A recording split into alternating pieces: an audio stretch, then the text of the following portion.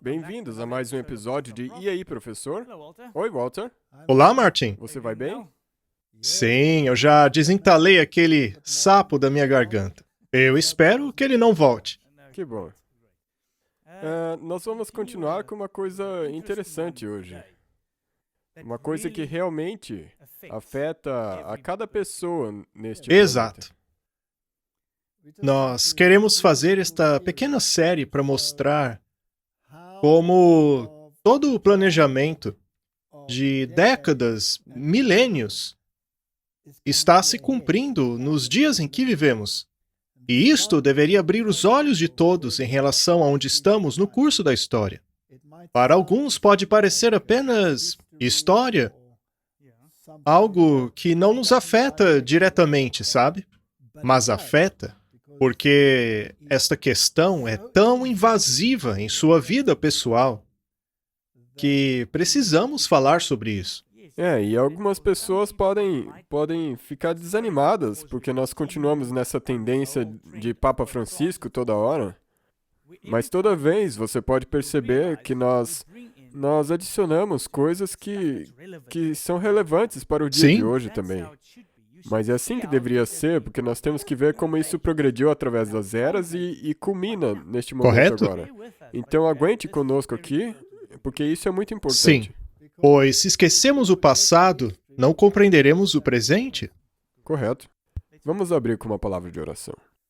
Nosso Pai Celeste, muito obrigado por ter nos dado essa oportunidade de conversar, de ter essa conversa. Nós pedimos que Tu nos abençoes, ilumine nossas mentes. Em nome de Jesus, amém. Martin, continuaremos falando sobre a implementação de um plano de eras. Assim como Deus tinha um plano desde o começo, o plano da salvação, o inimigo tinha um plano também. E esses dois planos são opostos um ao outro e estão a ponto de colisão total nos tempos em que vivemos hoje. É por isso que é importante entender de onde ele vem, pois o diabo é o mestre do engano. Sim. Ou seja, ele vai implementar um plano que parece bom, Sim, com certeza. mas que está em direta oposição àquilo que Deus representa. É um plano que parece ser favorável a Deus, mas que é completamente contrário a ele. Sim, e isso é tão verdade que se você ler alguns desses artigos, é tão coberto de açúcar que soa até legal, mas como nós mencionamos já, se não parecer problemático, olhe mais a fundo. Porque como você disse, o camaleão não muda, é a cor que muda. Exatamente. Falaremos sobre direito natural, educação e ecumenismo. Todos esses assuntos são muito importantes. Poderíamos fazer mais de 50 palestras a respeito disso e ainda assim não esgotaríamos o tema, pois é muito profundo. Por exemplo, o sistema educacional que temos no mundo hoje. De onde ele vem? Como ele chegou a ser implementado do jeito que foi? Ao analisarmos a história, vemos que todas as universidades começaram basicamente como escolas confessionais, mas o que elas são hoje? Exatamente o oposto. Tudo aquilo que é bíblico, que é associado a Deus, foi varrido do currículo delas e colocaram justamente o oposto. De onde veio isso? O modelo educacional como um todo. Eu acho que estou me adiantando, não? Tudo bem. Mas o modelo educacional em si veio da Universidade Gregoriana de Roma, ou seja, dos jesuítas. E eu sei que pareça um disco quebrado aqui, mas é um fato. Eles são os campeões da Contra-Reforma. Ou seja, o trabalho deles é destruir tudo aquilo que a Reforma construiu. E o direito natural, que é muito, muito antigo na história, precisa de alguma maneira ser implementado. E, finalmente, o ecumenismo, que é uma grande lavagem cerebral. Correto, porque se você usar direito natural e educação para fazer lavagem cerebral nas pessoas, então o ecumenismo será muito mais fácil de atingir. Correto? Muito bem, já preparamos o terreno aqui, não é mesmo? Voltemos um pouco ao papado anterior, apenas para mostrar quão importante a questão do direito natural é para a Igreja Católica. Bem, eu já falei muitas vezes sobre isso no passado, mas nunca é demais revisar o assunto, para que todos compreendam. Quando o Papa Bento XVI esteve nas Nações Unidas, ele denunciou as estratégias individualistas para a resolução de problemas globais. Ou seja, ele quer união, quer um governo mundial. Ontem, o Papa Bento XVI se posicionou nas Nações Unidas como defensor crucial dos direitos humanos e uma força para a paz. E alertou que, a menos que esses direitos humanos sejam considerados como dados por Deus, estarão sujeitos à erosão e revogação. Martin, eu já sei que dissemos isso muitas vezes antes, mas vamos recapitular. Os direitos humanos são a antítese da lei de Deus. Eles tentam adoçá-la para parecer que está em harmonia com a lei de Deus. Agora, existem sim alguns direitos aos quais Deus é favorável. Por exemplo, é um direito seu ter o direito de escolha. O próprio Deus se dispôs a morrer por ele. Mas o seu direito de escolha, nas mentes desse pessoal aí, é limitado pelo bem comum, que por sua vez é definido por Roma e contrário à lei de Deus. Por exemplo, o primeiro mandamento diz que não devemos ter outros deuses diante de Deus. Só que os direitos humanos dizem que você não tem o direito de interferir na religião de ninguém, ou mesmo de negar a existência da divindade de alguém. Em outras palavras, o mandamento dos direitos humanos diz: considere todos os deuses iguais. E é exatamente isso que estão introduzindo no currículo da educação. Vê como uma coisa está ligada à outra? Agora, nas escolas da Califórnia, as crianças devem entoar orações a certas divindades, porque, segundo eles, cada um tem um pouquinho da verdade. Portanto, de acordo com os direitos humanos, a ideia de não ter um outro Deus, além daquele que tirou Israel do Egito, é muito problemática, uma vez que todos devem adorar da maneira que bem entendem. Portanto, a idolatria é aceitável, não é? Sim, é assim que... Acontece que, de acordo com a mídia, não se pode blasfemar de nenhum Deus, exceto o da Bíblia. É, correto. Não é? Portanto, o seu direito humano permite que você blasfeme a Cristo, mas não permite de jeito nenhum que se diga nada sobre nenhum outro Deus. Sim. Isso enfurece alguns. Podem colocar tudo abaixo em alguns países. Agora peguemos outro mandamento. Honre o teu pai e a tua mãe. Não, nos direitos humanos, o direito do filho é superior ao direito dos pais. É o oposto da lei de Deus. E quanto ao não matarás? Bem, o que dizer das leis pró-aborto? Alguns defendem até mesmo que se pode matar a criança recém-nascida, ou até 3 meses depois de seu nascimento. Todas essas leis se baseiam nos direitos humanos. Não valem nada. Elas negam os mandamentos. Pois é. Em uma das paradas mais aguardadas em seu tour nos Estados Unidos, o Papa Bento XVI disse às Nações Unidas que os direitos da Declaração Universal dos Direitos Humanos de 1948 se aplica a todos pela virtude da origem comum da pessoa, que permanece como ponto alto do projeto criativo de Deus para o mundo e para a história. Bem, isso é verdade. Temos todos uma origem comum. A Bíblia deixa claro que Deus criou a humanidade a partir de um sangue. Mas isso não quer dizer que toda a humanidade está em harmonia com Deus. Correto. Elas se baseiam no direito natural inscrito nos corações humanos e presente em diferentes culturas e civilizações, disse ele. Ou seja, os direitos humanos são baseados no direito natural. E precisamos saber exatamente o que é isso. A visita de 6 dias foi uma resposta ao convite para falar na Assembleia, como os papas João Paulo II e Paulo VI haviam feito anteriormente. Ele elaborou a partir dos temas da paz e direitos humanos. Os direitos humanos, disse o Papa, são a chave para a segurança e paz mundial. Mais uma vez, temos aqui uma filosofia do direito natural, já que os direitos humanos se baseiam nisso, que por sua vez é contrário aos 10 mandamentos.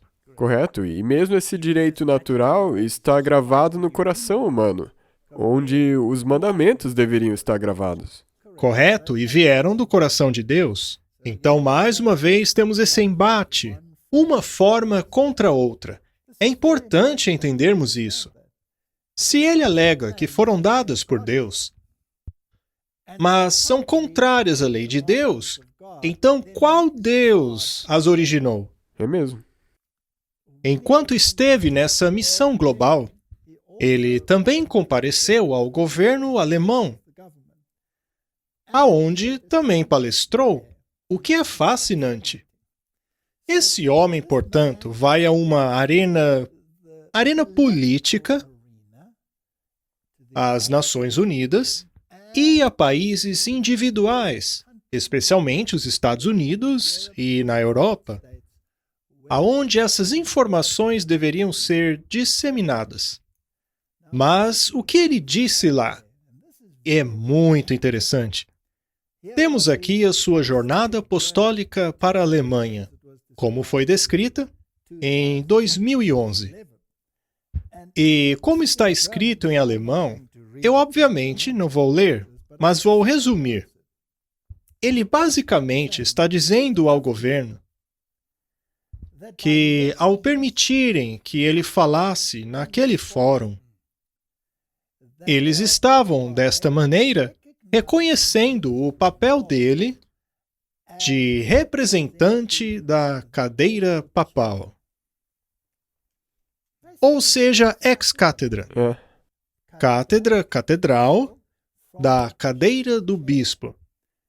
Eles estariam reconhecendo como uma espécie de parceiro entre as nações. E isso é interessante, uma vez que igreja e Estado precisam se unir. E ele continuou dizendo, isto é necessário para o desenvolvimento judicial da humanidade. É imperativo que este reconhecimento também aconteça no campo judicial, ou seja, no campo das leis. Isto é fascinante. Então você tem um Papa visitando instituições governamentais e explicando qual é o papel dele e quais são as obrigações deles em relação ao Papa. Aqui ele se direciona à Congregação para a Doutrina da Fé. Para aqueles que não sabem o que é isso, este é o corpo dentro da Igreja Católica que determina doutrinas. É este corpo que explica as doutrinas e as apresenta ao mundo. E ele disse o seguinte naquele encontro: ao formarem suas consciências, os fiéis precisam prestar atenção aos sagrados e certos ensinos da Igreja. Isso não soa como infalibilidade? Sim. Muito bem. Uma vez que a Igreja Católica é, pela vontade de Cristo, a professora da verdade, é dever dela proclamar e ensinar com autoridade a verdade que é Cristo e, ao mesmo tempo, declarar e confirmar pela autoridade dela os princípios da ordem moral que brotam da natureza humana em si. Martin, isto esclarece tudo. A autoridade dela vem da infalibilidade. Sim. Ela não erra. Já falamos disso. Ela diz, então, proclamar a verdade, que é Cristo. Mas a pergunta é, qual Cristo? Pois há muitos Cristos. Um Cristo que não esteja em harmonia com a lei e o testemunho não é o verdadeiro Cristo. Correto? E então ela diz claramente que ela confirma, através da autoridade dela, os princípios da ordem moral que brotam da natureza humana em si, Do direito natural. do direito natural da natureza humana em si. Mas a natureza humana não é caída? Sim. Você gostaria então, Martin, de formar a sua moralidade baseada numa natureza caída? Não. Se fizermos isso, o mundo ficará exatamente do jeito que está hoje. E é exatamente por isso que nós estamos do jeito que estamos. Portanto, meu amigo, este é mais um daqueles enganos cobertos de açúcar que os torna tão diabólicos. É inacreditável. Neste texto, ele se direciona à Universidade de Roma. Veja, nós já o vimos na arena política. Já o vimos na arena religiosa. Será que também na educacional? Sim, 100%. Muito bem, vamos dar uma olhada. Veja como é tudo É interligado. inseparável. Ele disse assim: o Papa é, acima de tudo, o bispo de Roma. E como tal, em virtude da sucessão apostólica do apóstolo Pedro, possui também a autoridade episcopal concernente a toda a Igreja Católica. A palavra bispo, episcopos, cujo significado imediato refere-se à supervisão. Muito bem. Em sua primeira frase, ele mostra quem manda. É, e ele é o chefe. Ele é o manda-chuva. E ele defende a sua sucessão apostólica e infalibilidade. Já no Novo Testamento, foi fundido junto com o conceito bíblico de pastor. De acordo com ele, quem é o pastor?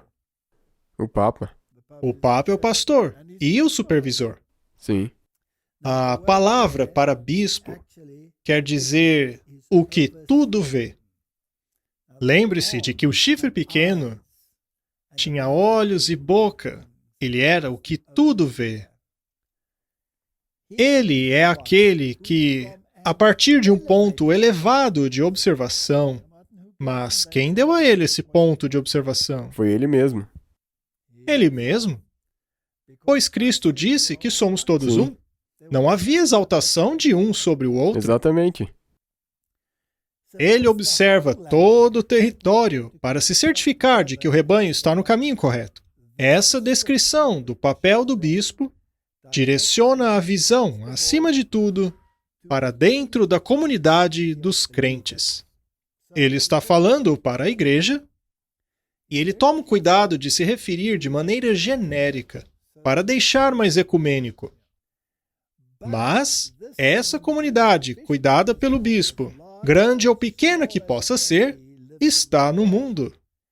Sua condição, sua jornada, seu exemplo e suas palavras inevitavelmente influenciam o resto da comunidade da humanidade inteiramente. O papel dele tem a ver apenas com a igreja? Não. Não. A comunidade inteira e a política e tudo mais. Portanto, o Papa, precisamente como o pastor de sua comunidade, tem progressivamente se tornado a voz da razão ética da humanidade. Aí está. Nós até mesmo ouvimos o John Kerry falando palavras parecidas com essas. Você quer dizer que o mundo político reconhece isso? Sim. Agora, Martin, vamos recorrer a uma enciclopédia pública, a Wikipedia. Ela não é a fonte mais confiável de todas, mas nisto aqui eles estão certos. Afinal, o que é o direito natural? É filosofia grega. Enfatizada na distinção entre a natureza de um lado e do outro a lei, costume ou convenção. O que a lei ordena varia de lugar para lugar, mas o que é pela natureza deve ser o mesmo em todo lugar. Assim sendo, a lei da natureza teria o sabor mais de um paradoxo do que algo que obviamente existiu. Aristóteles é conhecido como o pai do direito natural. Isso se baseia na Bíblia ou em filosofia grega? Na filosofia grega. Muito bem. E mais uma vez, nós recebemos isso daquelas bestas. O leopardo. Sim, da parte do leopardo. Da última vez nós tivemos a lei dos medos e persas, que é imutável. Agora temos a filosofia grega. Correto? Vamos ver agora o quão importante é o direito natural para o mundo. Temos aqui um judeu, Alan Wolf, professor judeu no Colégio de Boston, discorrendo a respeito da importância do ensino católico. Não é interessante? Entre os intelectuais católicos, assim como aqueles não católicos, a herança católica mais importante é a tradição do direito natural, que se fundamenta na ideia de que há certas verdades no mundo que permanecem verdadeiras, ainda que as leis e convenções de uma sociedade em particular concordem com elas ou não. No pior dos cenários, a crença do direito natural pode levar a rigidez ideológica e inflexibilidade desumana. Mas, no melhor dos cenários, o respeito ao direito natural dá a alguém a autoconfiança que torna possível a paixão e curiosidade que alimentam a investigação intelectual.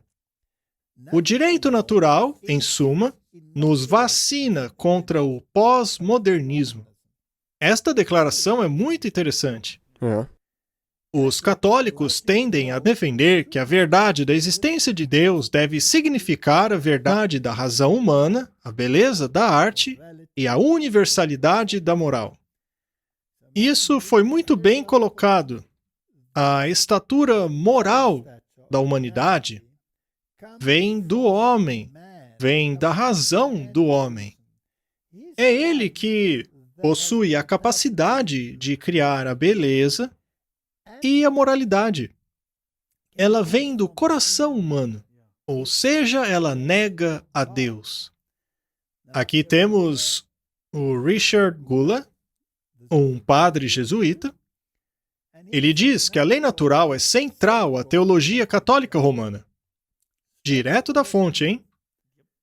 A vantagem de se usar o direito natural é que a Igreja mostra grande respeito à bondade humana e confia na capacidade humana de conhecer e escolher o que é correto. Martin, isso é totalmente o oposto da visão bíblica. O homem tem a natureza caída. Ele não tem a capacidade de definir a moralidade. É Deus quem determina o que é moral. E Ele deseja colocar em nós a moralidade dele. Sim. E a moralidade de Deus eleva. Já a moralidade deles é incapaz de elevar o homem, uma vez que a nossa natureza é caída. Isto, portanto, é a negação do que diz Deus. Enquanto Deus diz que nós morremos, isso daí diz não, porque somos deuses. É? Nós definimos o Sim. que é moral. Através do apelo ao direito natural, a Igreja pode direcionar a sua discussão e conceitos do que é certo e errado a todas as pessoas de boa vontade, não apenas aquelas que compartilham de suas convicções religiosas. Ou seja, o conceito deles abrange toda a sociedade, seja você ateu ou crente. Nós vimos isso no Vaticano II. Sim. Mas aonde a moralidade deles atinge o seu ápice? É, porque não está vindo da Bíblia. Não. Então, de onde que está vindo? Será que ela vem das classes baixas da humanidade ou de alguém de posição elevada? Daí mesmo. O magisterium, isso é a hierarquia da Igreja Católica, tem apelado ao direito natural como a base para os seus ensinos que competem a uma sociedade justa, comportamento sexual, prática médica, vida humana, liberdade religiosa e o relacionamento entre a moralidade e a lei civil. O que isso engloba? Tudo. Tudo. Até mesmo as suas atividades mais secretas. Tudo está sujeito. De qualquer forma, o desenvolvimento da tradição do direito natural entre os pensadores cristãos não se deve tanto às Escrituras como à influência da filosofia grega e da lei romana. Olha aí. É, Mais claro impossível. Direto de um jesuíta. Não tem nada a ver com a Bíblia. É baseado na filosofia grega e na lei romana. Agora veja. Ao colocarmos a filosofia e a lei romana em conformidade, é o que Karl Rahner disse. É colocar a filosofia no reino da legislação humana. Ou seja, formular leis que são contrárias à lei de Deus. correto. E, de novo, quem está escolhendo aqui O a magistério. liderança? Então, infelizmente, você tem este mesmo problema em todas as sociedades. Correto? A liderança está mandando em tudo. Tudo. E sujeitas àquela supervisão. Vejamos o que mais os jesuítas têm a dizer sobre isso. O uso pré-crítico das Escrituras. Só para deixar bem claro.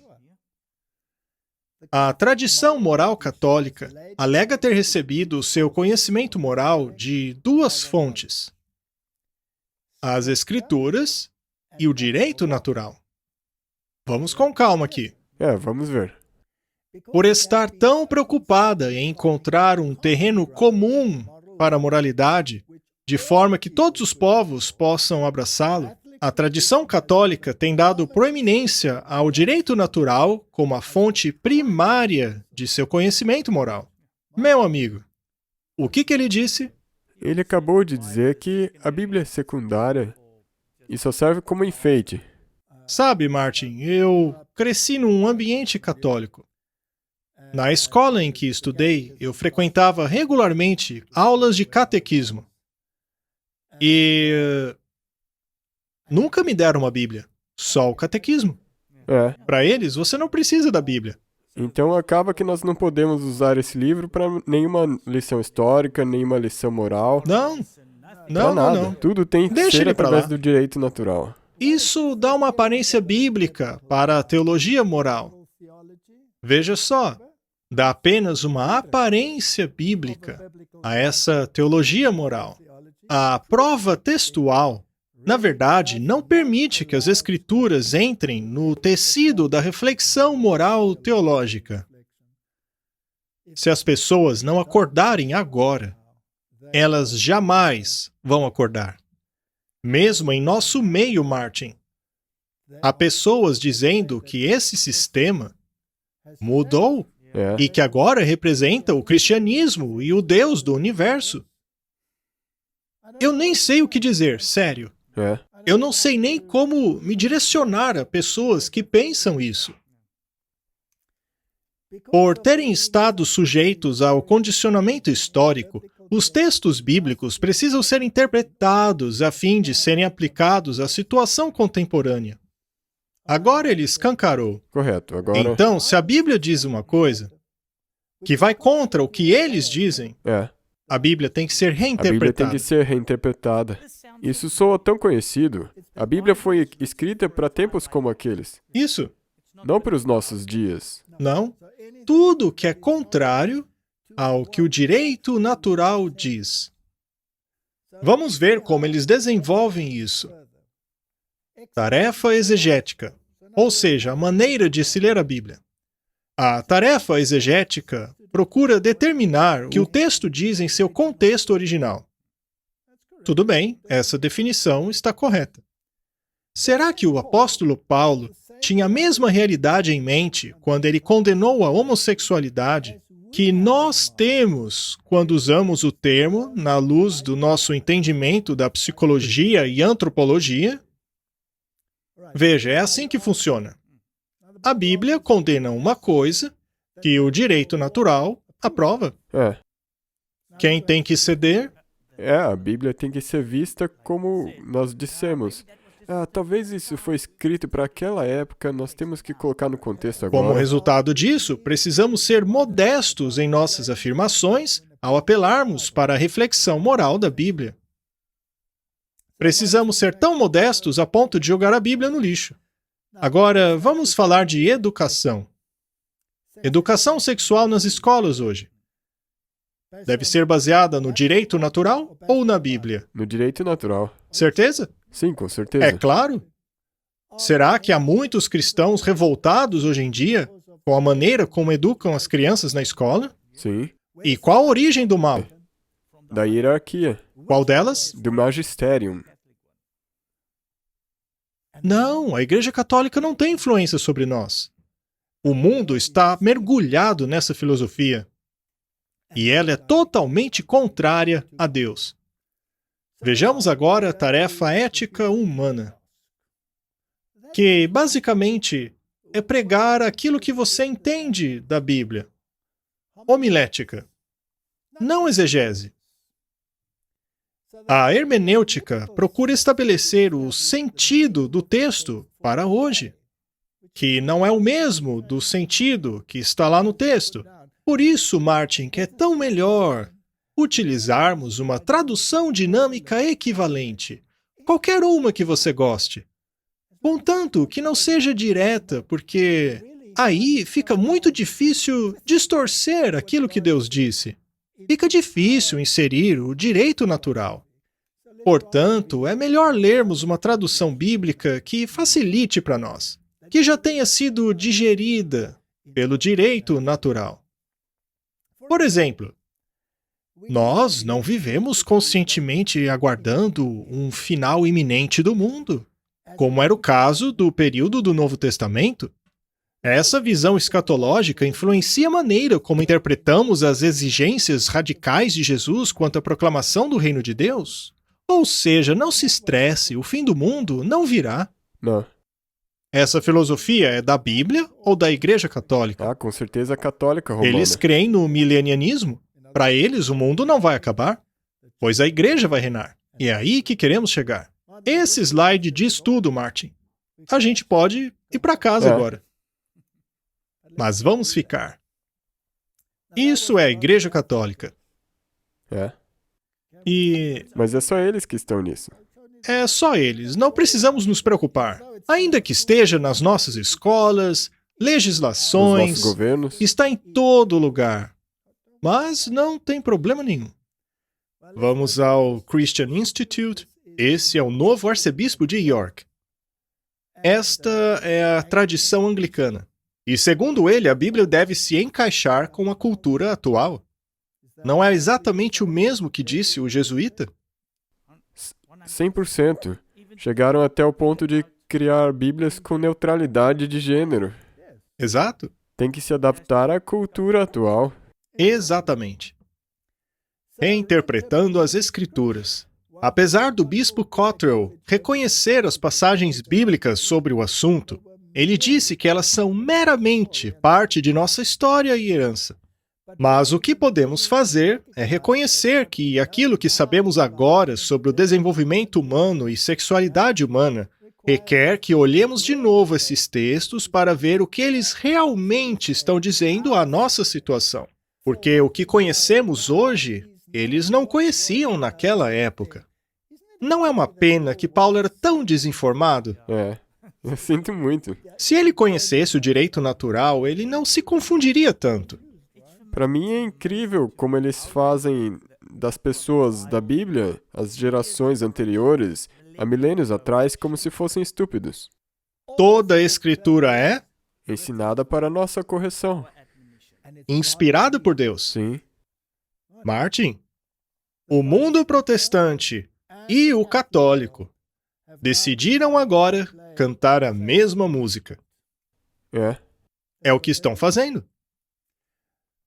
Voltemos ao jesuíta Richard Gula. Uma vez que essa abordagem defende que a lei deve refletir as exigências da natureza, ela permite que o ensinamento moral seja traduzido como lei. Igreja e Estado se unindo. Não é mais só filosofia, agora é lei. E a lei de Roma deve ser a base legal de todas as legislações do planeta. O entendimento comum da lei é definido por São Tomás. Mais uma vez, estamos falando de Tomás de Aquino. uma ordenança da razão promulgada pela autoridade competente a favor do bem comum. E esse é o mesmo cara que disse Que se pode que roubar? você pode roubar. Essa autoridade competente a que ele se refere não é Deus, mas a de alguém que diz ex cátedra a partir do trono papal, em sua posição catedrática.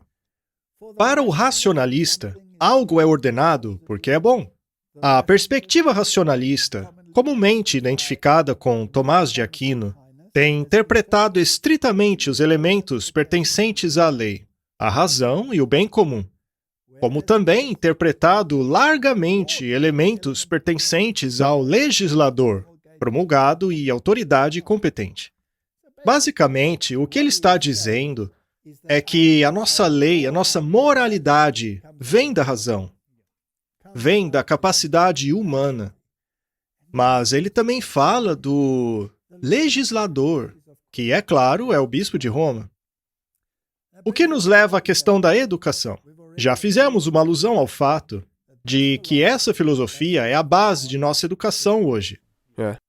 Martin, se você estiver preocupado com as almas de seus filhos, então talvez, por causa da educação que temos hoje, a educação doméstica não soe tão má assim. Falemos sobre a questão da educação. Você se lembra de quando o Papa falou às Nações Unidas, dizendo que eles deveriam ser a força motriz? A nova educação, portanto, é a educação baseada no direito natural e na razão humana, na capacidade humana, e deve ser aplicada em todas as escolas. Eu me lembro que no nosso país, por volta do ano 2000 ou um pouco antes, eles tiveram isso chamado de Currículo 2000, e que todo o sistema de educação Tudo devia ser mudado. É isso mesmo. Agora, vamos voltar na história para ver a origem de tudo isso. Yutant, um dos secretários-gerais das Nações Unidas, disse: o mundo não vai mudar e encontrar a paz se não houver uma nova educação. É uma questão de tolerância, Martin. Se o seu direito natural lhe diz que o seu estilo de vida, ainda que seja totalmente contrário ao estilo de vida bíblico, não será aceito por algumas pessoas, essas pessoas, portanto, precisam mudar em favor do bem comum. Mas a mudança nunca acontece lá em cima. A mudança sempre acontece lá embaixo, em Jericó. O antigo diretor da Organização Mundial de Saúde, Dr. Brock Tilson, disse o seguinte: para atingir um governo mundial, é necessário remover das mentes dos homens o seu individualismo, sua lealdade às tradições familiares, patriotismo nacional e dogmas religiosos. Essas coisas são atacadas hoje em dia? Todas elas. O individualismo, por exemplo. O Papa fala mal disso? Constantemente. E a lealdade às tradições familiares? A unidade familiar tem sido completamente destruída. E eles dizem toda hora que nós temos que proteger a família, que temos que descansar num dia de descanso, mas por outro lado eles destroem a família. É isso mesmo. E eles têm atacado o patriotismo nacional? Ah, sim. Sim. E os seus dogmas religiosos? Mas os dogmas de quem? O de qualquer um, a não ser o da Igreja Católica. Exatamente. Então, se você quer ser um protestante e acreditar somente na Bíblia, você não pode. Você deve abandoná-la. Finalmente, chegamos a Robert Mueller, o antigo secretário assistente-geral das Nações Unidas. Ele foi o presidente do Partido da Paz 2000, era chamado de filósofo, profeta da paz, era profundamente espiritual, e sua alta posição de homem de Estado permitiu com que ele visse uma forte conexão entre a espiritualidade e o cenário político-cultural.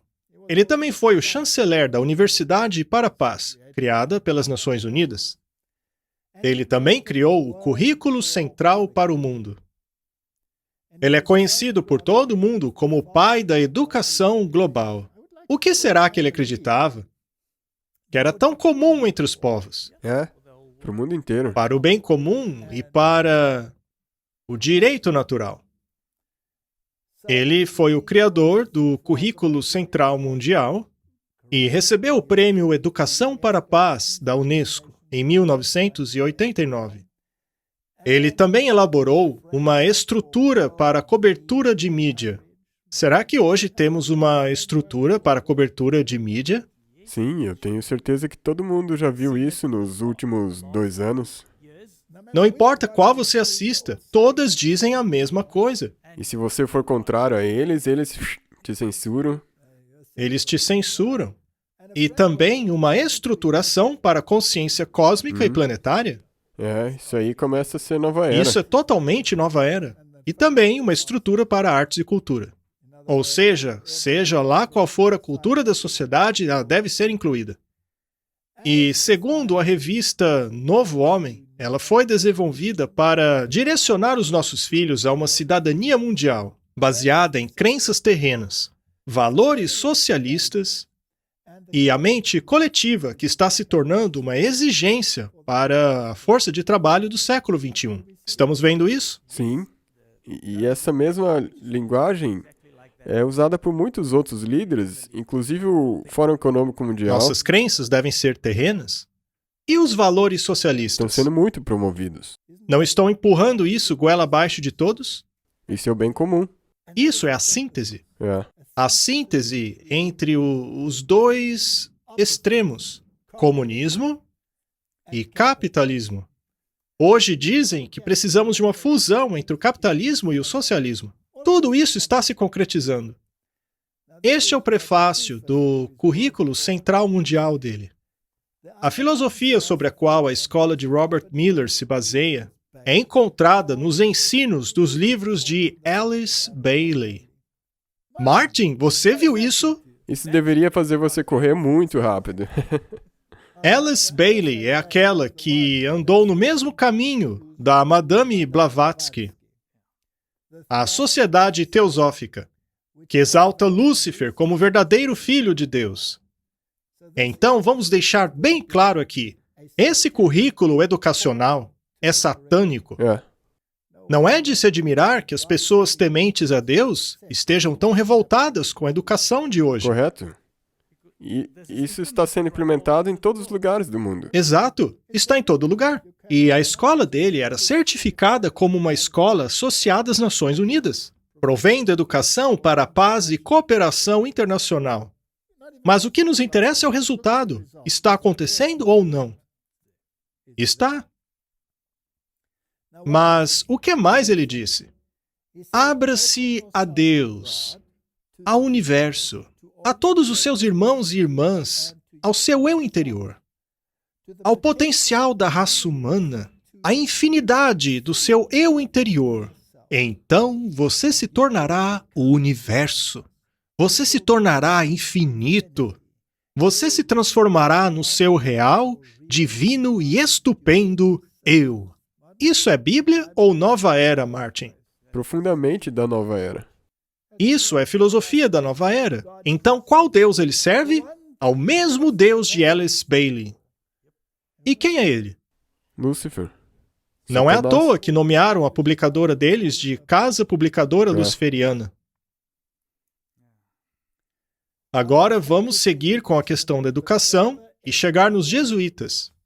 Será que eles têm alguma coisa a ver com as Nações Unidas? Não estamos envolvidos. Mas eles sempre estão envolvidos. Vamos falar de Pierre de Chardin. Pierre Teilhard de Chardin foi o filósofo dentro das Nações Unidas que direcionou essa filosofia aonde ela está hoje. Qual era o sonho desse homem? Ele sonhava com a humanidade se fundindo em Deus e com cada homem percebendo a sua divindade no ponto ômega. Esta crença da nova era é budismo. Não é de se admirar que os teólogos católicos dizem que sem Buda não podemos ser cristãos? É o Netter, o Paul Paul Netter. Nitter. Ele é um dos escritores nova era mais citados no mundo. Se olharmos as páginas de hoje em dia, veremos que eles dão as boas-vindas ao espírito global A comissão procura inspirar a consciência da integralidade da família humana e do sagrado tecido de toda a vida. Essa espiritualidade é a fundação da consciência global que honra a sabedoria encontrada nas tradições do mundo, nas culturas e em suas disciplinas. Martin, isso é bíblico ou é direito natural? Direito natural. E existe um grande perigo nisso. Com certeza. E nós vamos te levar até lá. E se você olhar para essa linguagem que tem sido usada em todo lugar do mundo, que as pessoas têm que despertar, um grande despertar está acontecendo.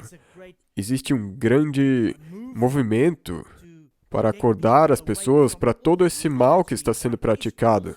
Isso também é um movimento da nova era. E quando você fala sobre o despertar, tem tantos termos por aí, não é? Mas esse despertar é concentrar o seu pensamento nas questões sociais, especialmente o do racismo. Mas, Martin, há apenas uma coisa que pode unir a humanidade. É Cristo. Nada mais pode fazer isso. Tudo o que o homem pode fazer por si mesmo é estimular a revolta até chegarmos ao ponto da rendição. Para podermos nos livrar dos problemas, precisamos nos render. Mas isso não muda a mente, não muda o coração. A única coisa que muda o coração é a Bíblia. Tudo isso aí se baseia somente no fracasso humano. Vejamos agora a implementação de tudo isso pelo Papa Francisco. Tudo isso que nós vimos agora, que estava um pouco adiante na história, vamos ver se ele se afastou disso. Exato. Segundo o Papa, o Pacto Global da Educação traz em si a semente da esperança.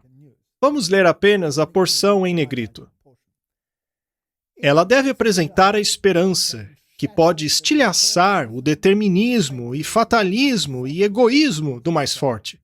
Deve estilhaçar o conformismo do fraco, assim como a ideologia dos utopianos como único caminho adiante. O Papa destacou que a educação é o antídoto natural contra a cultura individualista, que às vezes se degenera em um culto ao próprio eu e a primazia da indiferença. Muito bem colocado. Ele está nos dizendo para nos livrarmos do individualismo. Sim. Ou seja, jogue fora o direito que Deus lhe deu de escolher a sua moralidade baseada na fonte que você deseja escolher. Sim. E eles vão escolher para você. Eles escolhem. E isso também diz respeito aos países individualistas. Isso. É muito específico quando ele menciona isso também. E a questão do despertar está envolvida em tudo isso. Eles têm várias cartas à disposição deles. Por exemplo, a pobreza. Agora, é claro que a pobreza é uma desgraça. Não estamos diminuindo o seu impacto. Mas utilizar a pobreza como uma ferramenta para se livrar das doutrinas bíblicas é algo extremamente perigoso. E eles são tão espertos, porque eles usam isso de tal maneira que parece que eles estão fazendo uma ligação com a Bíblia, que você tem que amar o seu próximo como a ti mesmo.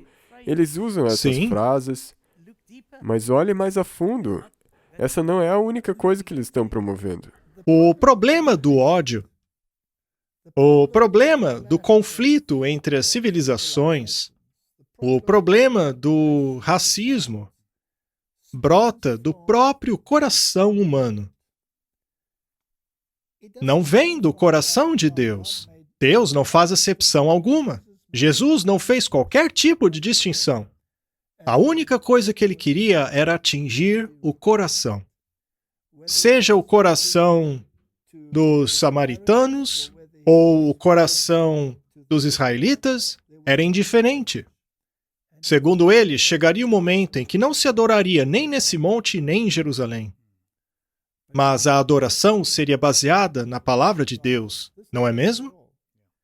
Só que eles usam todas essas questões para causar tensão entre as pessoas, o caos, para então criar o mundo que eles querem. O plano deles é unir toda a humanidade, Já mostramos isso em outros episódios. E a única maneira de conseguir isso é através do direito natural. Em outras palavras, aquilo que você faz brota do seu ambiente natural. Não se preocupe, nós vamos acomodá-lo. E quem for contrário a isso, por causa da Bíblia, será silenciado. A educação que a escola de Robert Miller pretendia basear seu currículo baseava-se nos escritos de Alice Bailey. Vamos dar uma olhadinha neles. Alice Bailey escreveu que a grande heresia, e a única e real heresia, é a ideia de que tudo é separado, distinto e essencialmente diferente um do outro. Isso é um desvio do direito e fator natural, uma vez que a natureza se baseia em coordenação, cooperação, ajuda mútua, e a lei da unidade fundamental é perfeitamente universal. Cada coisa no universo vive para outras coisas. Este senso de separatismo é a raiz de todo o mal. Só que a Bíblia diz, saia, separe-se.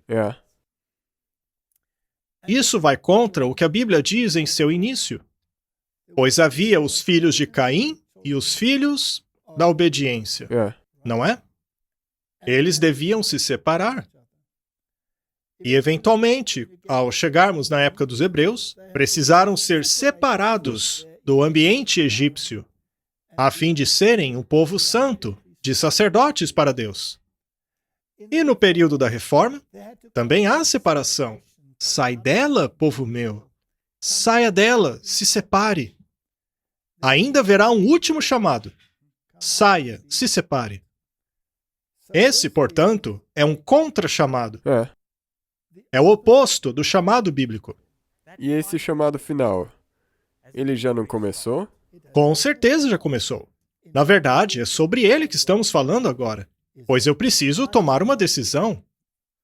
Se eu quero participar disso, de um mundo que gira em torno do direito natural, contrário à palavra de Deus, que reinterpreta tudo o que a Bíblia diz de forma a encaixá-la no modelo atual, ou então eu devo me separar do mundo e me tornar a escória dele. Sim. Para seguir a Bíblia, é uma escolha. É o senso de separatismo pessoal, de pensar que alguém é separado dos outros, totalmente diferente, que impede o indivíduo de tornar-se o Deus que há dentro dele. Martin, isso não remete ao Jardim do Éden? Sim. Aquelas duas filosofias do início também estão presentes no fim dos tempos. E, mais uma vez, estão em oposição direta uma à outra. Nada mudou. A batalha tem sido a mesma, desde o começo. Vamos a 2 Coríntios, capítulo 6, verso 17. Portanto, saiam do meio deles, separem-se, diz o Senhor. Não toquem em coisas impuras, e eu os receberei. Direto ao ponto. Mas eles chamam isso de heresia. Sim, 100%. Eles estão chamando isso de heresia. Apocalipse 18, 4 e 5. E ouvi outra voz do céu que dizia, sai dela, povo meu, para que não participe de seus pecados. Pecado é a transgressão da lei de Deus. O direito natural diz que a Bíblia precisa ser reinterpretada, de forma que o pecado não é mais pecado e perfeitamente aceitável a todos. E nós vamos ensinar isso aos seus filhos. Se você não se conformar, faremos leis para nos certificar de que você o faça. Porque já os seus pecados se acumularam até o céu e Deus se lembrou das suas iniquidades. Há um chamado para a separação, mas há um contra-chamado para a união.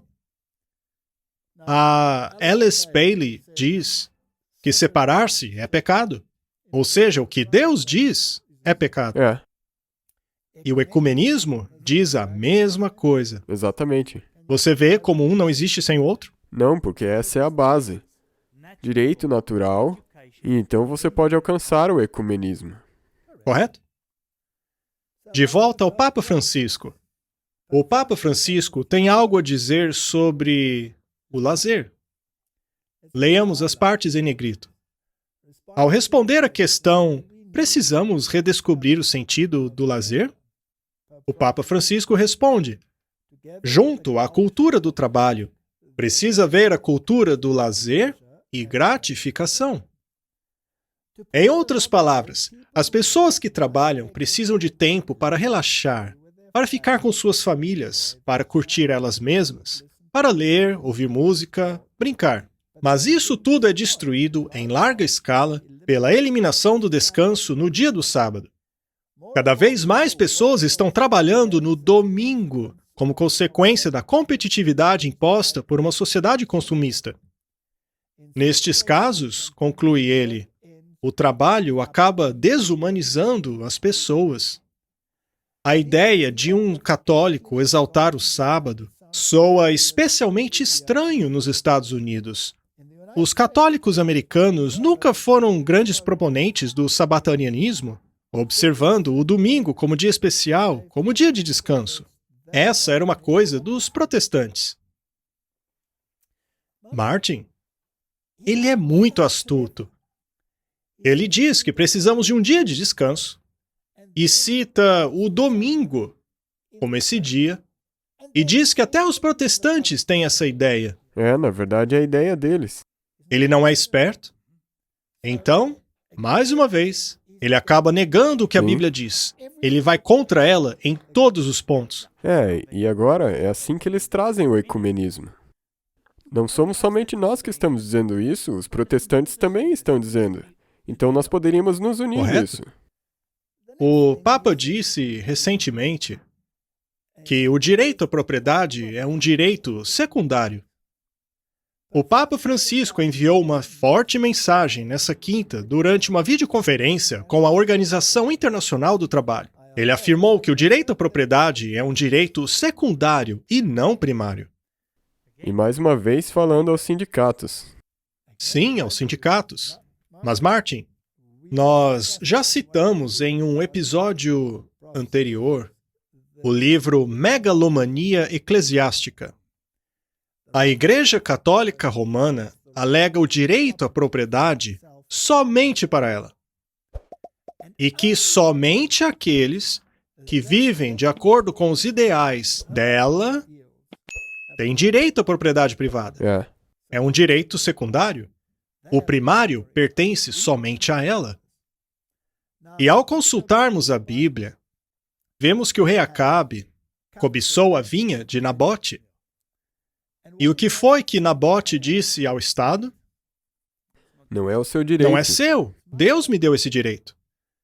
E o que foi que Jezabel, que é um tipo do catolicismo, disse? Lembre-se que ela fez o povo adorar o sol. O que foi que ela disse?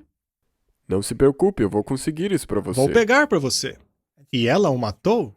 Essa história é um tipo do que acontecerá em breve. Às vezes, ao falarmos a respeito de propriedade privada, esquecemos que ela é um direito secundário, que depende de um primário, que é a destinação universal dos bens. Mas quem é que determina como esses bens devem ser distribuídos? Eles? Eles? Disse o líder da Igreja Católica em Geneva. Devemos continuar a exercer um cuidado especial ao bem comum. Martin, você vê como está tudo convergindo? Ele está numa posição superior. Ele é o supervisor. Ele determina o que é o bem comum. Ele então traz o domingo e insere os protestantes na sua questão. E ele agora está definindo o direito de propriedade de acordo com a definição dele de bem comum. Então as pessoas devem perceber que quando eles falam de reforma agrária, é daí que isso está vindo. Exato. Não é uma coisa racial ou governamental. Exato. Isso está vindo da Igreja Católica Romana. Muito bem. O Papa sugere que, terminada a pandemia, a reconstrução da economia mundial deveria incluir condições dignas e decentes de trabalho, sendo o direito de organizar uma coluna central.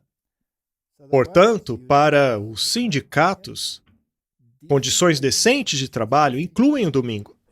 E o direito de organizar significa que eles podem protestar. Exato. Os sindicatos são a expressão do perfil profético da sociedade. Os sindicatos nascem e renascem tantas vezes que, assim como os profetas bíblicos, dão voz àqueles que não têm. Martin, os sindicatos são a voz profética do povo. Ou seja, eles são a manifestação daquilo que está no coração do povo, que eles mesmos colocaram lá pela educação. Devemos nos separar desse sistema. Isso nos leva a Fratelli Tutti. Somos todos um. Correto? Apenas um. Esse ecumenismo agora pode nascer a partir disso. Correto? Não pode haver diferenças em termos de pensamento social e nenhuma diferença em termos de pensamento religioso. Assim, todas as religiões podem se unir. Sabe, nem precisamos continuar. Deixa assim, para que todos se unam. Pois todos servimos o mesmo Deus, mesmo que esses deuses não tenham um filho. O pensador livre. O Papa Francisco oferece a sua amizade aos ateus, ainda que sejamos um desastre para o mundo. Isso é um ateu falando. Esse Papa alcança todo mundo. Bem, o Evangelho também alcança todos. Correto? Eu mesmo era ateu. Mas a Bíblia te deixou do jeito que você estava? Não. A Bíblia não me deixou lá, ela me tirou de lá. Eles, porém, te aceitam, mas te deixam lá. Queremos apenas que você faça parte de nós. O Papa Francisco utilizou seu discurso de Páscoa para denunciar a ganância pelo lucro fácil. O Papa, que tem buscado se tornar o defensor do pobre, dos que não têm privilégio, parece colocar o capitalismo na mesma categoria dos conflitos armados que os seus antecessores, em outros discursos, tanto condenaram no dia da Páscoa. Veja só, mais uma vez, o Papa é o campeão da sociedade dividida, escolhendo um e rebaixando o outro, até que finalmente ele consiga aquilo que quer.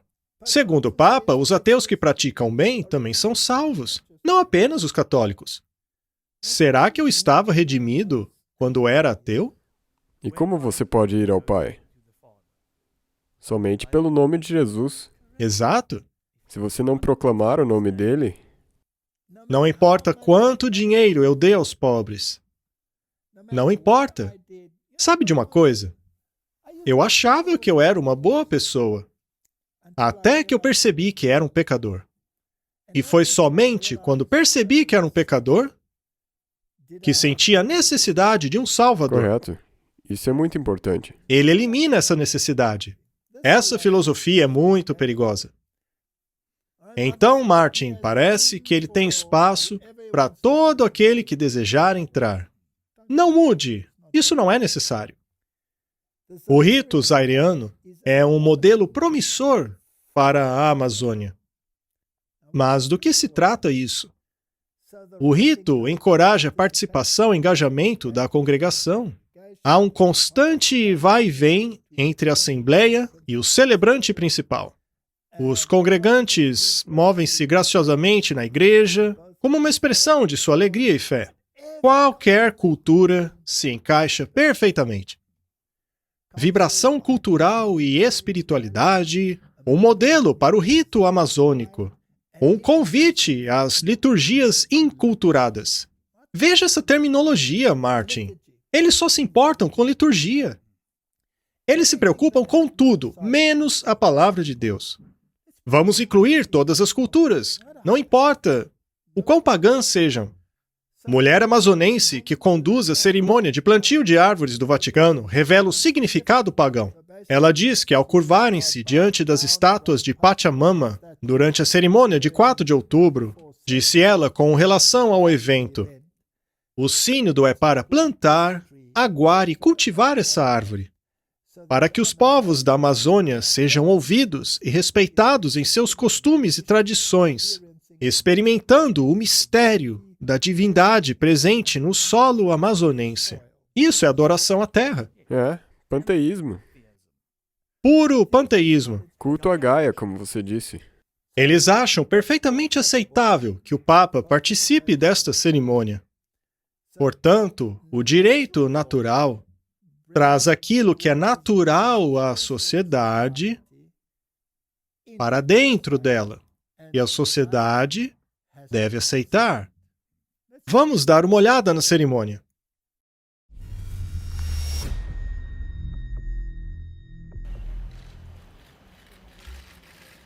Papa Francisco abençoa a estátua de Pachamama.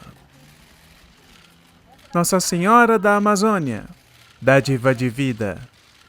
E eu te imploro que a Igreja...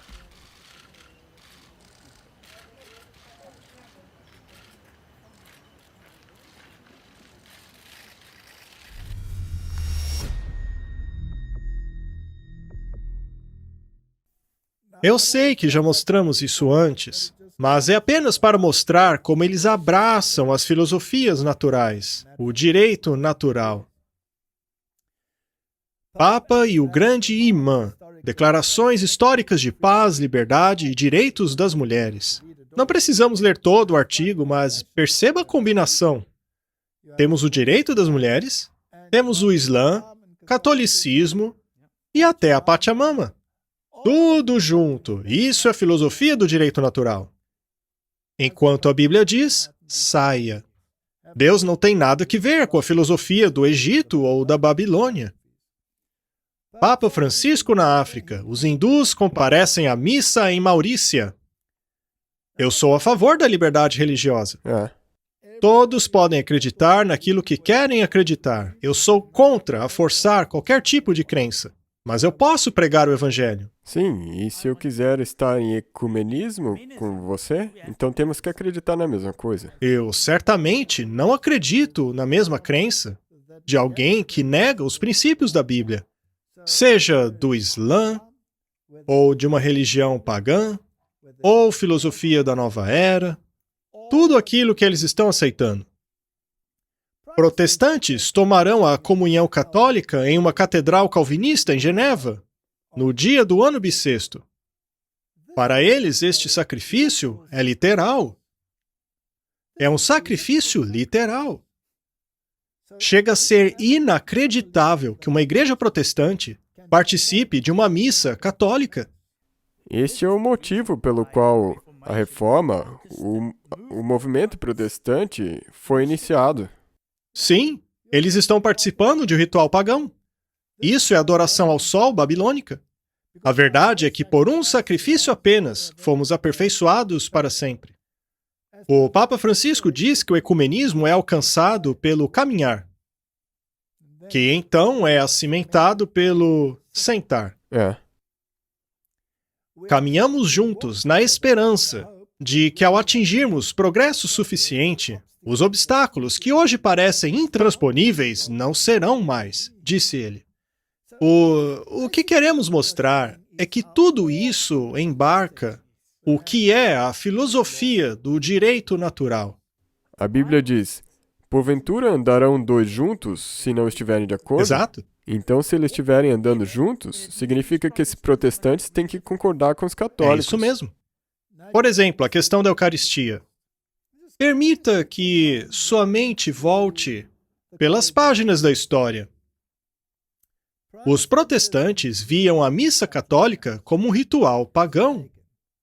Eles lançavam os altares para fora das igrejas, porque uma catedral é um local de sacrifício. Só que nós não temos um sacrifício, uma vez que o sacrifício perfeito foi realizado de uma vez por todas. Sim. Portanto, o protestantismo jogava fora os altares. Não há espaço para altares dentro de uma igreja cristã. O anglicanismo jogou fora os altares, jogou fora as imagens de dentro da igreja. No entanto, através do movimento de Oxford e através das eloquentes palestras do cardeal Newman, que era um protestante, mas deserdou para o catolicismo, sob a sua guia, o movimento de Oxford trouxe todos esses rituais de volta. e ao coração do protestantismo trouxeram a missa pagã. Não é? Sim.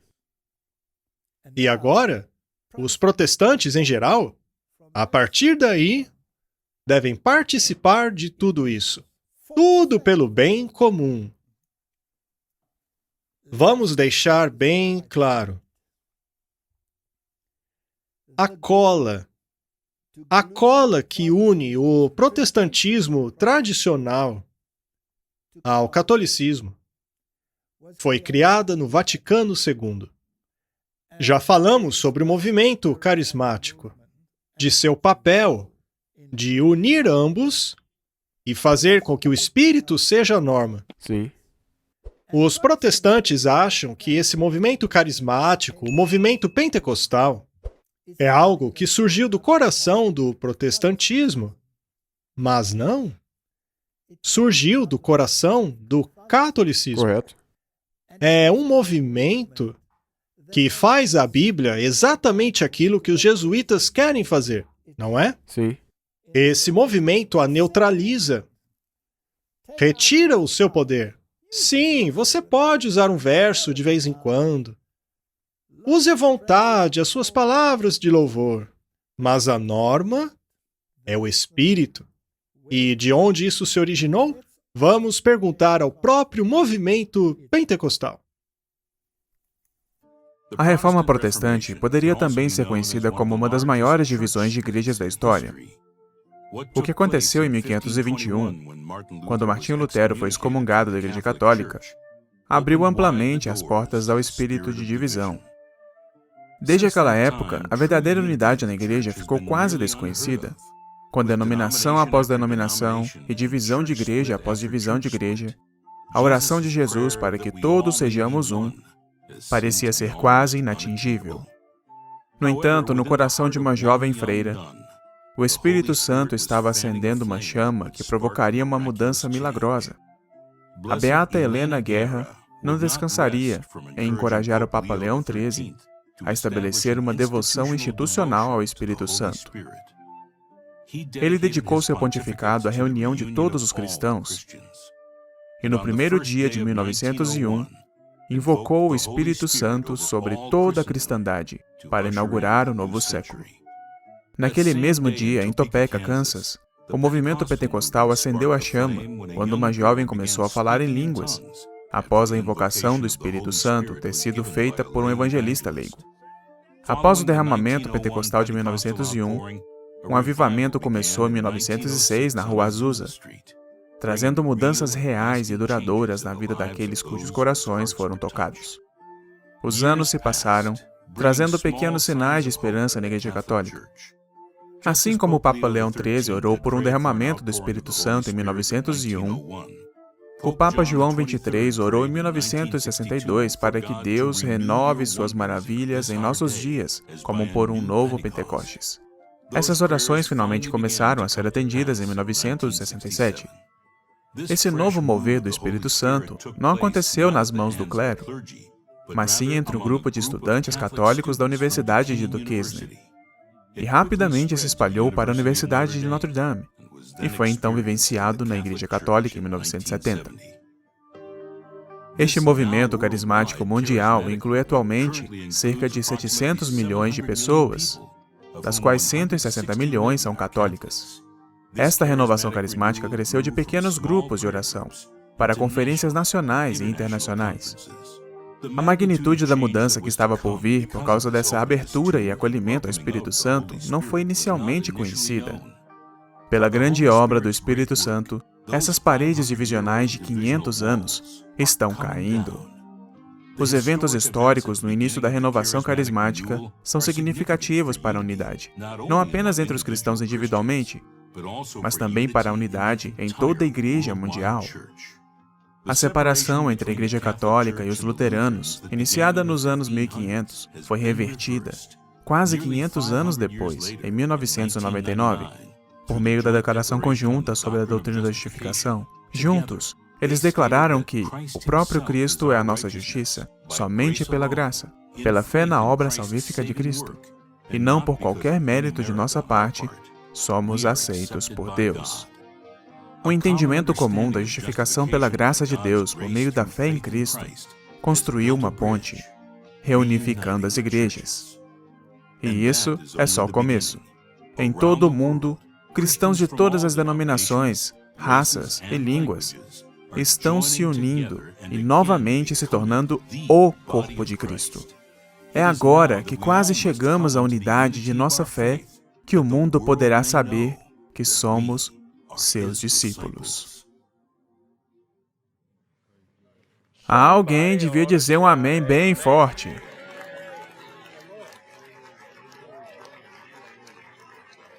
Você pode ver agora porque o diabo lutou pela mentira de que um católico não poderia ser salvo. Vamos lá, pessoal. Este derramamento pentecostal em nosso tempo começou no Vaticano.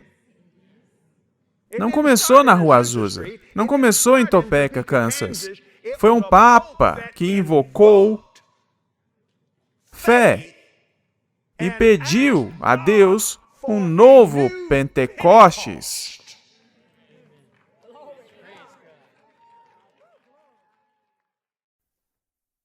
Martin, de acordo com Kenneth Copeland, onde se originou o movimento ecumênico? No Vaticano. E através de um papa. Por um papa? E levou a quê? A uma reunificação. Sim.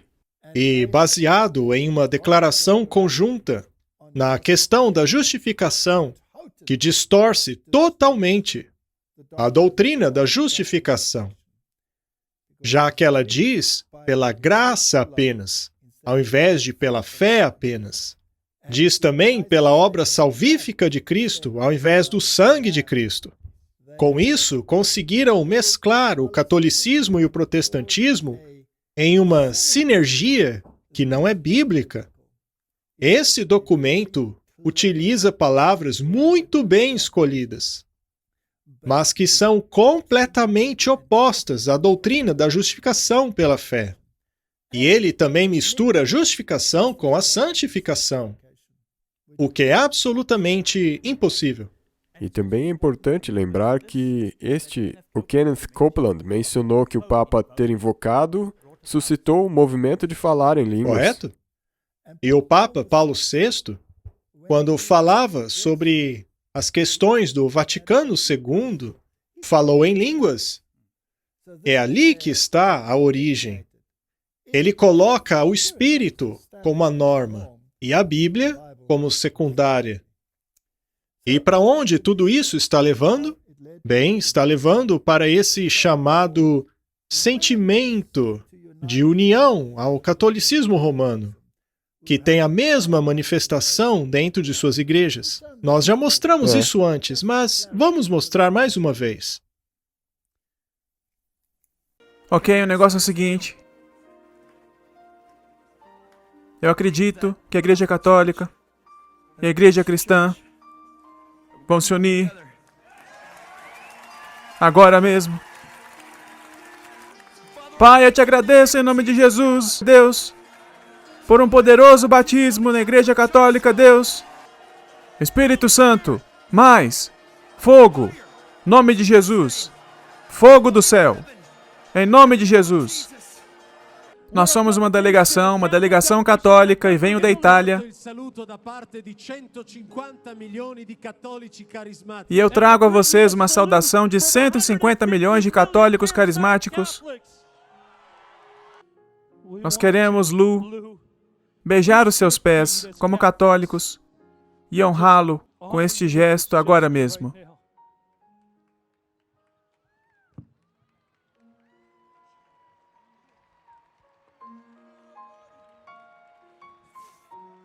Ergam-se! Católicos em todo o mundo. 1 bilhão de almas de católicos para entrar no reino de Deus. A hora está chegando. As correntes estão quebradas. A libertação do Senhor sobre cada católico do mundo, para que eles vissem o batismo do Espírito Santo. Um avivamento surgirá na Igreja Católica como nunca antes. Isso é coisa sagrada.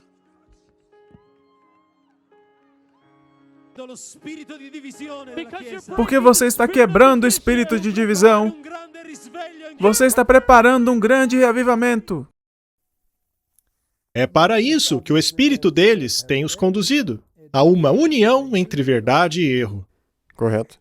Esse não é o espírito de Deus. E essa é a única maneira que você pode ter ecumenismo com a Igreja Católica. Você vai ter que abrir mão de alguma Exato. coisa. Este jornal católico nos diz que o Papa Francisco estreitou os laços com os evangélicos. E é claro que ele tem que fazer isso. Caso contrário, não há ecumenismo. O Papa pede aos católicos evangélicos que continuem trabalhando pela unidade. Diálogos teológicos não podem substituir a importância ecumênica de ter cristãos compartilhando uma refeição. É claro que esse não é o único objetivo dele, não é? Correto?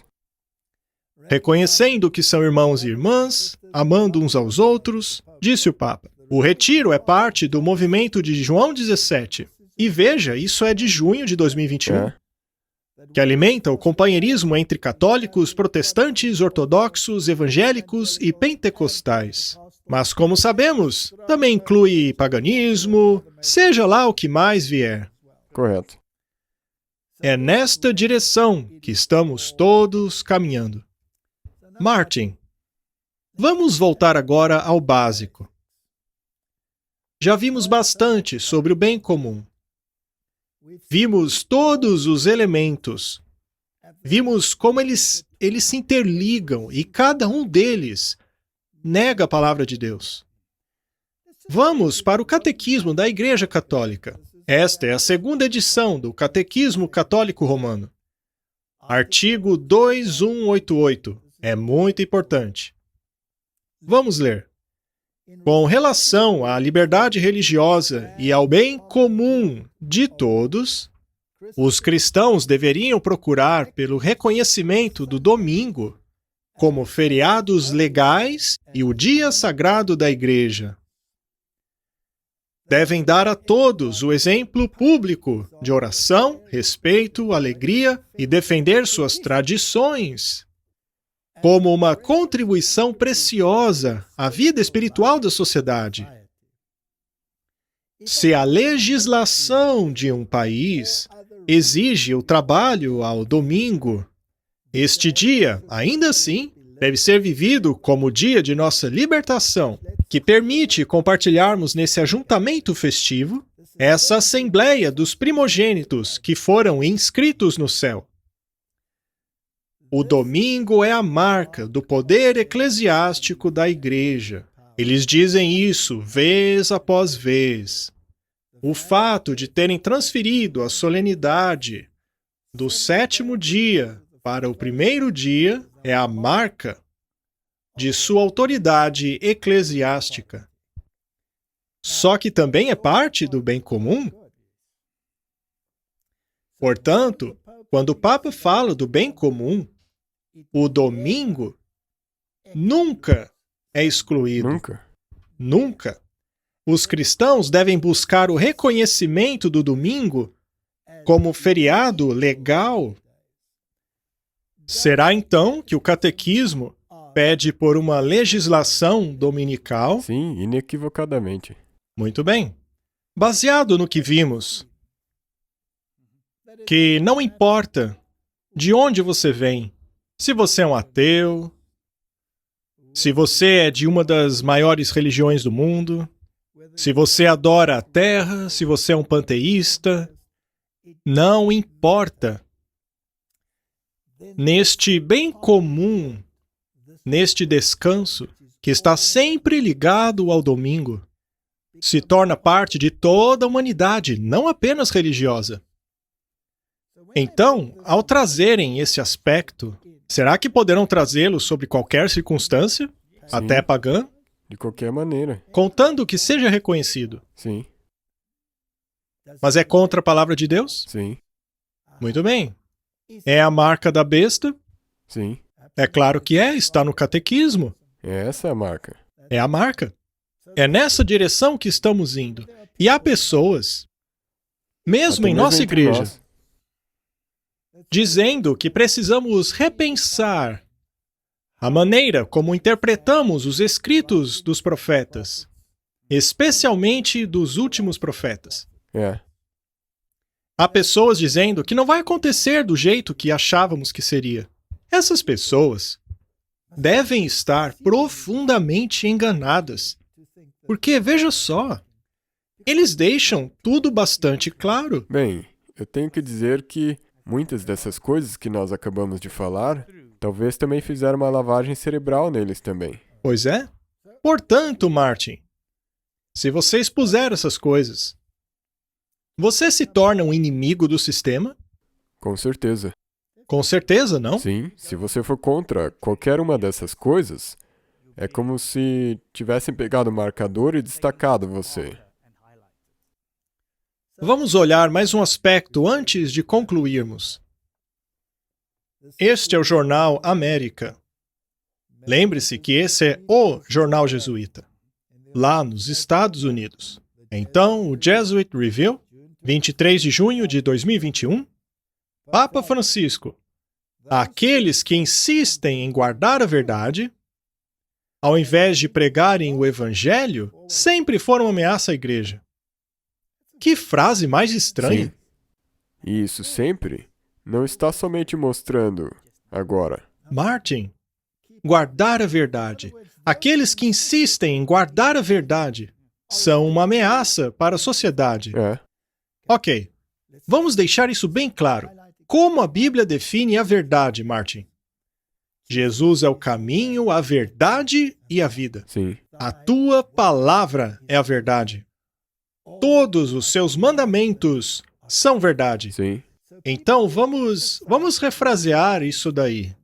Lembre-se que Jesus é o caminho. É, Aqueles que enfatizam que sua moralidade deve se basear na Bíblia, aqueles que dizem que a palavra de Deus é a norma, ao invés de pregarem o evangelho do Papa, que é totalmente inclusivo, como acabamos de ver, que incorpora tudo, até o ateísmo e o paganismo. Estes são uma ameaça à igreja. E é isso mesmo. correto. Ele está certíssimo. Eu espero que seja assim. Do contrário, aqueles que pregam, especialmente na mídia, não estão fazendo o seu trabalho. Eles afirmam fortemente que o verdadeiro cristianismo é aquele ao qual aderem, frequentemente identificados a alguma forma do passado. Será esta uma menção aos tempos da Reforma Protestante? Sim, e por que eles podem estar se referindo aos 10 mandamentos, que supostamente deveriam estar no passado porque a nova aliança os aboliu? Exceto pelos 10 mandamentos elaborados por eles? Sim. Estes devem ser exaltados. E que a solução para a crise de hoje é retornarmos de forma a não perdermos a genuinidade da fé. Martin, se não voltarmos a um cristianismo baseado na Bíblia, saímos do caminho. Perguntai pelas veredas antigas. Isso siga pelos caminhos antigos. E assim Deus prometeu abençoá-lo. Uma das características desse procedimento é a inflexibilidade. Comparadas à pregação do Evangelho que nos torna livres, que nos faz felizes, esse pessoal é rígido. Sempre a rigidez. Faça assim, faça assado. A inflexibilidade é típica dessa gente. Martin, olha só quem está falando. Sim, Não é ele que sempre está dizendo, guardem o domingo?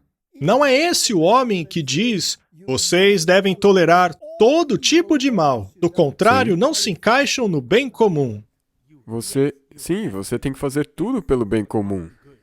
Só que, de acordo com ele, isso não é inflexibilidade. É liberdade, porque é baseada no direito natural.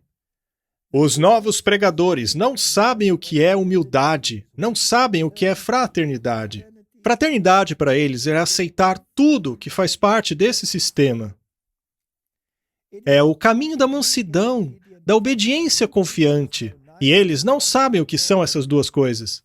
Com licença, mas obediência a quem? A eles? A ele. Martin, eu espero que quando a hora chegar de escolher entre a obediência a Deus e obediência ao sistema, que tenhamos integridade moral suficiente, não oriunda de nós mesmos, mas de uma fonte superior, para nos apegarmos ao assim diz o Senhor. Com certeza. Apocalipse 13, versos 2 a 4. E a besta que vi era semelhante ao leopardo. Eles não adotam filosofia grega, É? e os seus pés como os de urso. Vimos a infalibilidade Sim, Medo-Persa. e o sistema mitríaco, Sim. em que se tem o pai, então a congregação. Tudo isso está no catolicismo. E a sua boca era de leão. No último episódio, mostramos a influência da religião Sim. babilônica. E o dragão, o diabo. E deu a ele o seu poder, o seu trono e grande autoridade. Sim. E vi uma de suas cabeças ferida de morte, mas o ferimento foi curado. E o mundo todo maravilhou-se após a besta. Adotaram sua mentalidade, através da mídia, através da nova educação. Entraram em conselhos ecumênicos com eles e sentaram-se com eles. Exato. E adoraram o dragão. É bem claro. Ao fazerem isso, adoram o dragão, que deu poder à besta. E adoraram a besta, dizendo: quem é semelhante a ela? Quem pode competir com esse sistema católico? Quem pode fazer guerra contra ela? Chegamos no ponto de decisão. Ou nós seguimos por essa linha, ou saímos dela, povo meu. De um lado, temos a ordem bíblica. Separem-se. E do outro, a grande heresia da separação. As duas conflitam. Qual delas iremos escolher, Martin? Fiquemos com a Bíblia. Vamos orar. Querido Pai, nos deste a tua palavra. Ela tornou-se carne e habitou entre nós. Ela não foi bem recebida naquele tempo, e tampouco será bem recebida em nosso tempo. Mas quanto a mim e minha casa, eu oro para que façamos de ti o caminho, a verdade e a vida. Eu oro para que não vivamos somente de pão, mas de cada palavra que sai da boca de Deus. Eu oro para que guardemos os teus mandamentos em amor, e os teus mandamentos não são pesados. O teu jugo é suave. Eu te agradeço pelo dom de Jesus, o dom da palavra e o dom da tua lei, em nome de Jesus. Amém. Amém.